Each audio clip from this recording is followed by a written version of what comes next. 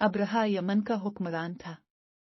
इसने यमन में एक आलीशान कलीसा तामीर करके यमन के लोगों में यह ऐलान करा दिया कि आइंदा कोई शख्स हज के लिए मक्का मुकरमा न जाए और इसी कलीसा को बैत अल्लाह समझे।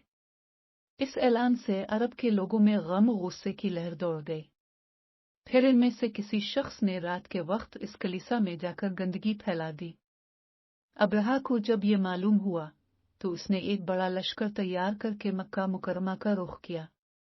रास्ते में अरब के कई कबीलों ने इसे रोकने की कोशिश की, लेकिन अब्रहा के लश्कर के हाथों उन्हें शिकस्त हुई। आखिरकार ये लश्कर मक्का मुकरमा के करीब एक जगह पहुंच गया। अगली सुबह जब उसने बैतुल्लाह की तरफ बढ़ना चाहा तो इसके हाथी ने आगे बढ़ने से इनकार कर दिया। इसी वक्त उसकी तरफ से अजीबो गरीब किस्म के परिंदों का एक गौल आया और लश्कर पर छा गया। हर परिंदे की चोंच में 3-3 कंकर थे, जो उन्होंने लश्कर के लोगों पर बरसाने शुरू कर दिए। इन कंकरों ने लश्कर के लोगों के जिस्मों को चीर कर रख दिया। ये अजाब देखकर सारे हाथी भाग खड़े हुए।